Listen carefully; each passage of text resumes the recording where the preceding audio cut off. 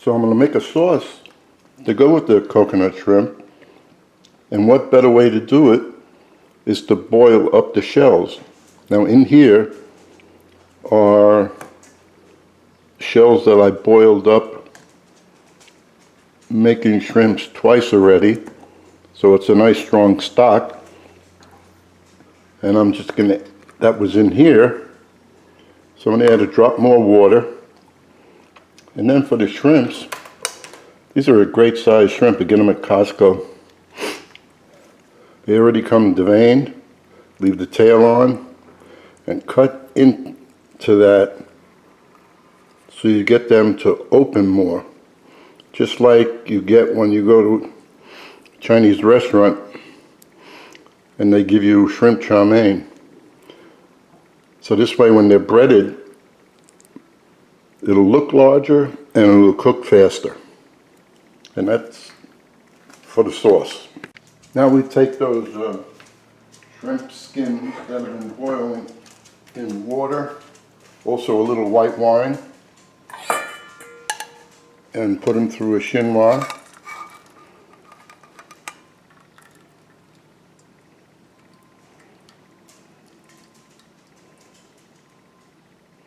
And you can smell the aroma of the shrimps. Nice and clear. And that's plenty to make the sauce, and I'm going to measure it.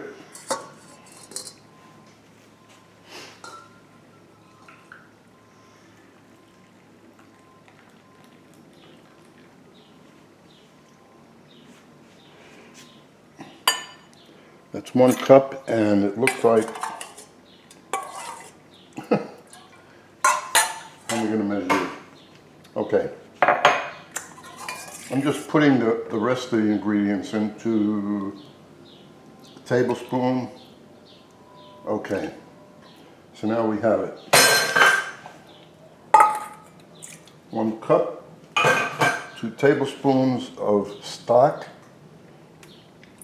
which will make enough sauce for the 2 portions of shrimp. There's no problem.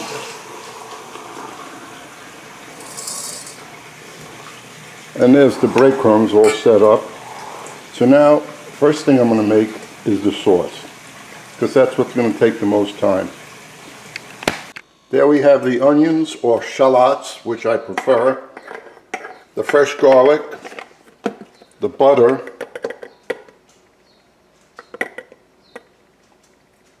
the smoked paprika. Now that's going to get hot, cook a little bit, and we're going to take some plain flour, not the semolina.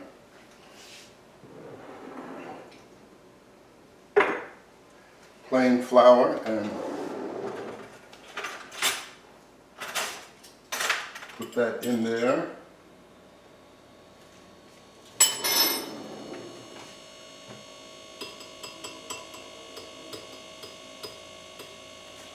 And now, just to let you know, this recipe, of course, is mine, and I've never made it before, meaning I measure things as I go.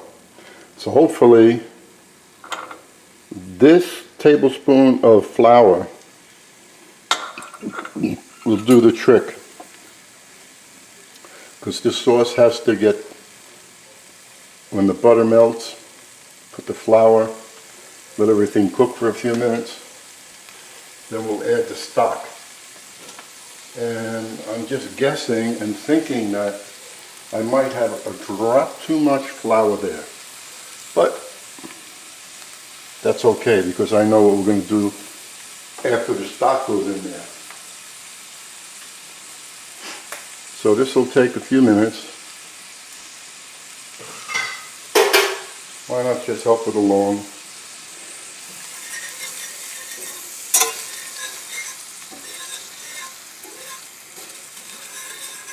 And that garlic that I use is fresh garlic.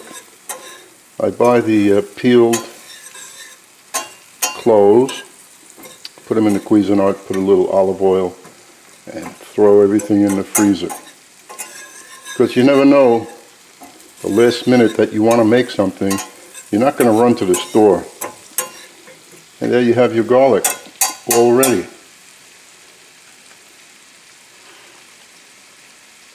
Now that's good. That smells, I don't know what smells. Yeah, that smells. You could let this brown a little bit, even the butter. You get that nutty aroma. It's the choice of the individual that's preparing this dish. So now, we're going to let that simmer slowly, and the stock is still hot. Let's put the flour.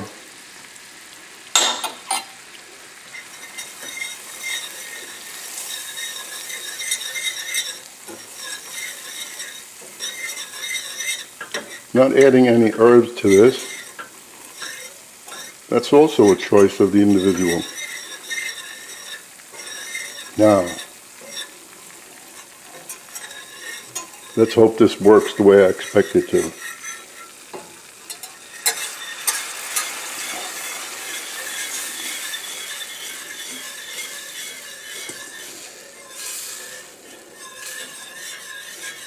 See how a little bit thickened up?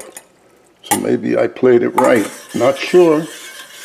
Not until this gets going. And you know when the sauce is finished, when you put a spoon into it, it should coat the back of the spoon. Not be like glue on the back of the spoon. Just coat it.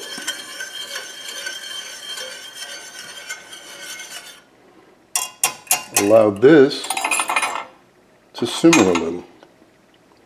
Raise the flame. We don't want to waste film, but just looking at a pan doing nothing. So that was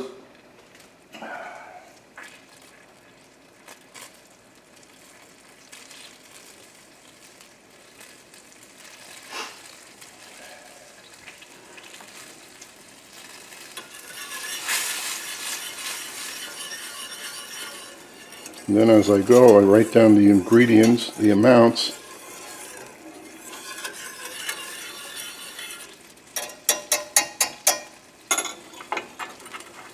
Now this is plenty. This is going to reduce a little bit. And I don't want you to waste time watching that, so I'll shut this off. And then when it reaches the point that I like, I'll turn the camera back on.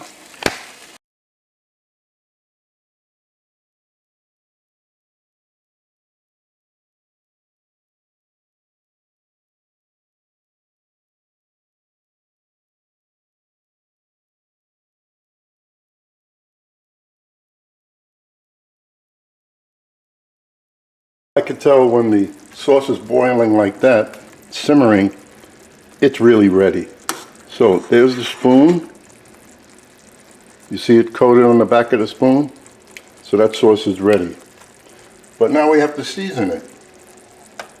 So we'll put in the pink salt and cracked pepper.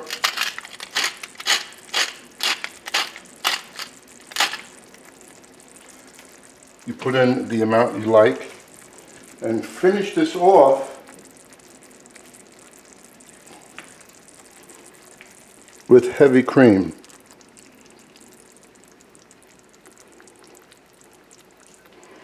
Now I'm going to mix that.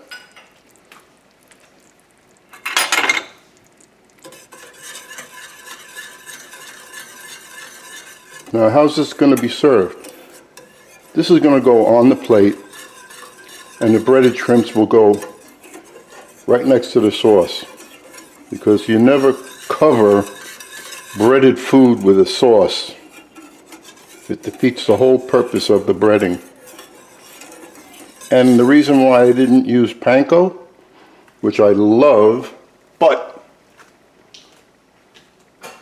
it makes a heavier coating, and I wanted it light for the shrimps, so you really get the flavor of the shrimps. Almost tastes like lobster. Okay, that's the sauce. And now I'm going to put it in the chinois again.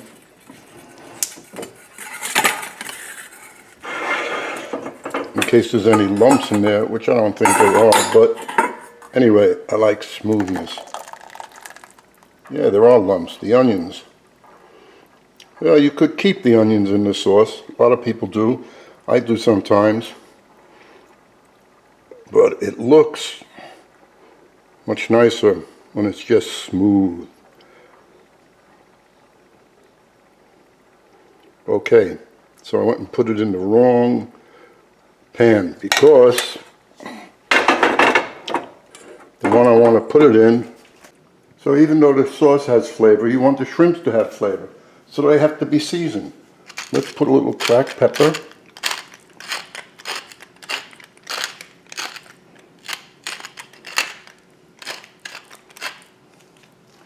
And the salt I'm not measuring, but I'm taking it with my fingers and just going like so.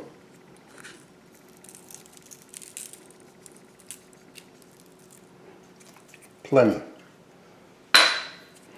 Then we're going to put this into, dust it in plain flour, and then dip it into the batter, and then bread it.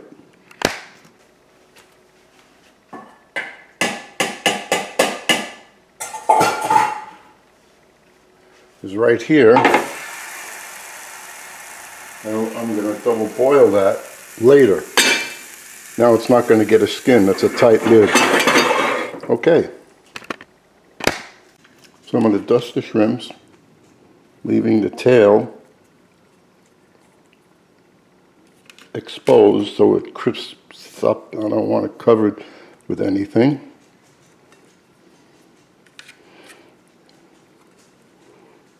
Then I'm going to put these back in the bowl and pour over the thin batter I made, and then go into the breadcrumbs. Now you might ask, how come you're not just going flour, eggs, breadcrumbs? Because I'm using, it's going to be a little bit thicker, and I'm using semolina flour, which doesn't work the same as regular, so it's really the thickness that it's going to give me. And besides, I used to work for a caterer, and when we breaded things, we would make a batter and avoid one step. Just put the item into the batter and then into the breadcrumbs, avoiding a step. So we'll get rid of this.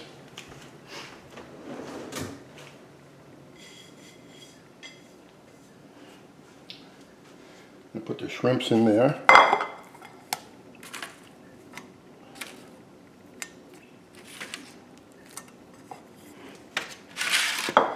And then pour over that thin batter that I made with the semolina flour. And mix it up.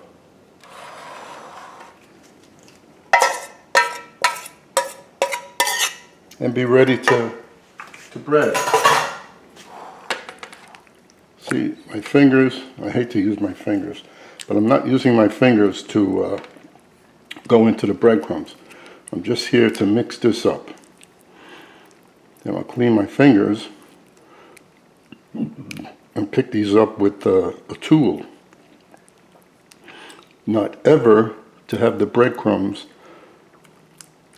on your fingers because you have batter on your fingers.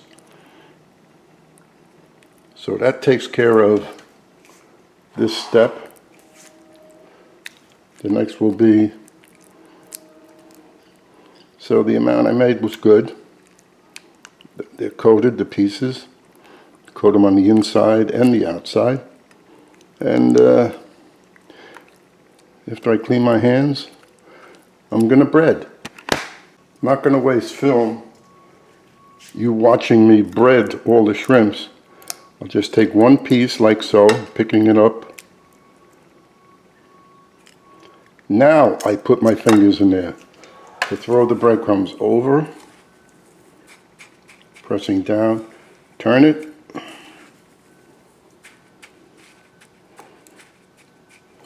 notice the tail's exposed, and just place the shrimp on the tray until later.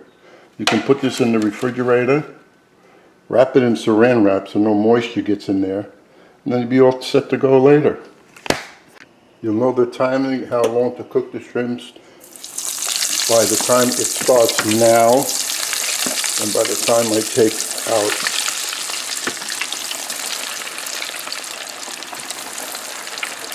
Half of the time. So you can do this ahead of time, the shrimps, and then just take them, put them on a pan,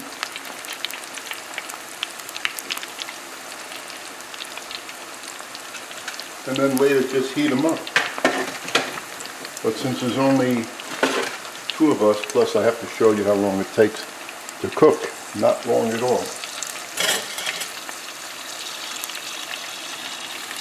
375, look how pretty they look. And that's it, they're done.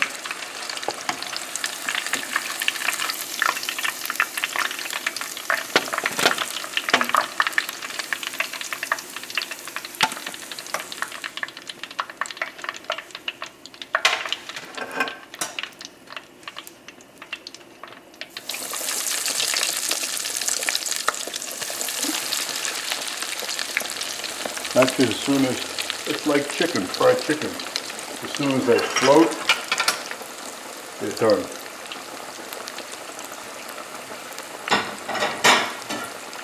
Now I'm going to set up the plate.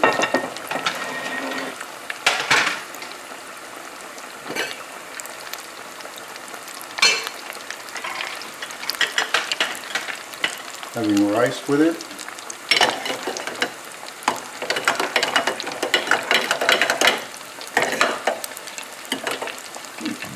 And broccoli. There's the rice. And if you don't have a lid for the rice, tight lid, wrap it real tight in aluminum foil. It's the same.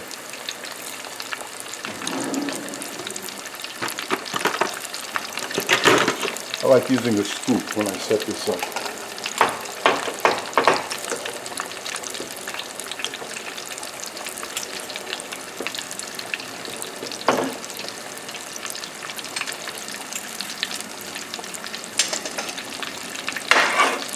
We'll shut this off.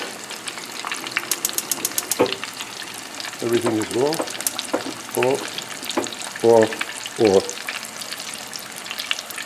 And we don't need this.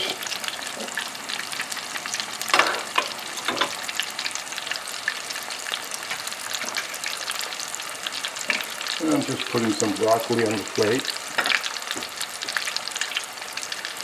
I just steam it. I don't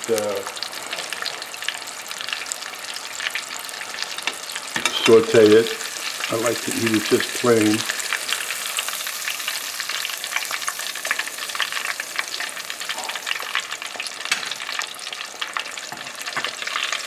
And now I'm going to put some sauce in the area where the shrimps are going to go.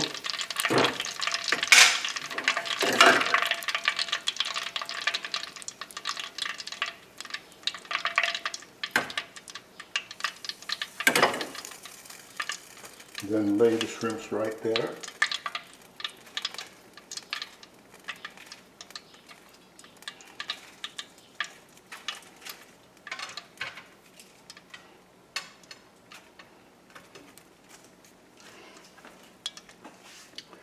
And there it is. Let me back this away a little, the other way, with my greasy fingers.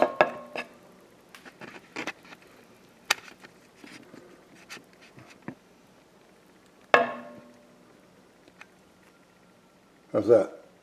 I hope you enjoy.